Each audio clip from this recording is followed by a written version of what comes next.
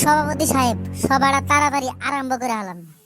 আজকে সবার উদ্দেশ্য হলো যারা যারা বিয়া করেন নাই তাদের এই শীতের মনের আশা পূর্ণ করা, যারা যারা বিয়া করা নাই তাদের মনের কথা প্রকাশ করা।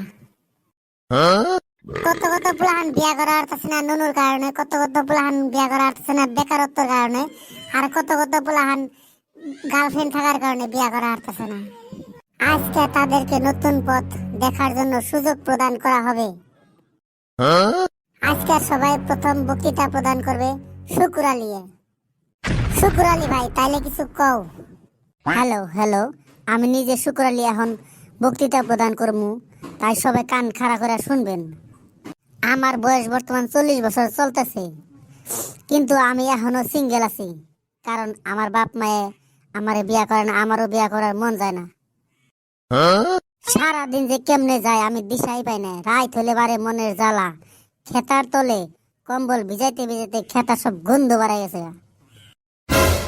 আমি দেহাশোনাত কিন্তু হিষ্ট বিষ্ট, সেরি মাসের বুগলে কথাই কলে সব বস্তু আমার হয়ে যায় ছোট ছোট।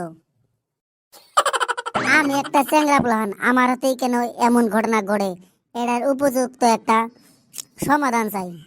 আচ্ছা, তোর সমস্যার সমাধান আমি বিশ্রে পাইছি। ইয়া ইয়া, তাড়াতাড়ি কন। তোর প্রথমে একটা হিজড়া ছেড়ির লগে প্রেম করে নেবো, তারপরে করে নেবো বিয়া, দেখবি লাইলে তোর সমস্যা সব সমাধান হয়েছে। এইবার আমার ধন্যমান্য ব্যক্তি কেরামতা নিয়ে বক্তৃতা প্রদান করবে। মাতাব্বর ভাই, আমার জীবনের মূল উদ্দেশ্য আর সংকল্প আছিল বিয়া করা, কিন্তু সবকিছু সারকার ভাঙ্গে চেঙ্গে ফিনিশ হয়ে গেছে। আমি বিয়া করার জন্য এত এত পাগল আছিলাম, বাপ মা ভাই বোন আশেপাশের মানুষ সবাইকে বলছি, কোনো হালাই আমার অল্প উপকার করে নাই। লাস্টে উপায় না পায় হ্যান্ডেল মারতে মারতে গাছের গোড়া একবার চিকন হয়ে গেছে গা, এখন উর্মি চাই দেখে না। তাইলে তো তোর সমস্যা তুই নিজে সমাধান করছা, তোর ভবিষ্যৎ কালা আন্ধার, তোর সব কিছুই নাই।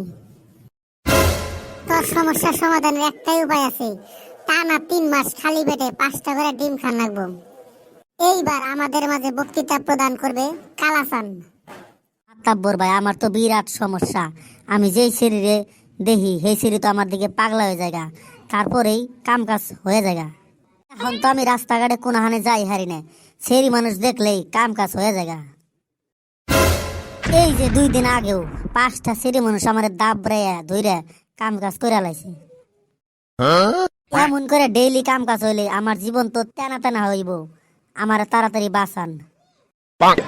আরে পাগলা, তোর কপালে তো রাজ ভাগ্য লিখা আছে রে।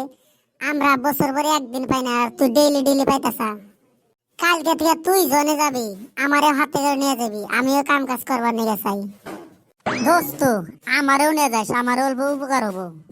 আরে মাথা বসাপ, যা ঘটে আমার স্বপ্নে ঘটে, বাস্তবে না তো। ইয়া ইয়া, আরে কস কি, আমি আরো খুশি হয়েছিলাম, ভাবছিলাম তোর লগে যামু।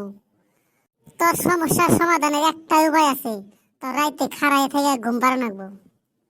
নেক্সট হরমুসালি, তোর বক্তব্যটা রাই খেলা। সভাপতি সাহেব, এই ঠান্ডার মধ্যে লাগে না আমার কম্বল, লাগে একটা বিয়া করা বউয়ের মতো সম্বল।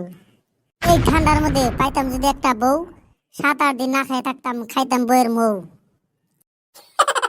আমার দাবি মানতে হবে, মানতে হবে। আমরা সবাই চ্যাংরা বলহান নিজের বাপের নামে আন্দোলন করতে চাই। এই আগুন জ্বলছে যদি জ্বলিবই জ্বলিবই। চল কালকে মুখ্যমন্ত্রীর বাড়ির বুগলে যা বিয়া করার ধর্ণা দিন। মুখ্যমন্ত্রী যদি ব্যবস্থা না করে আঙ্গো নিজের ব্যবস্থা নিজেই করে নেবো। গাইস, এই শীতের মাঝে যারা যারা বিয়া করেন নাই, যদি ধর্ণা দেওয়ার আশা আছে, কালকে 9টার সময় মুখ্যমন্ত্রীর বাড়ির সামনে আইসে পারেন।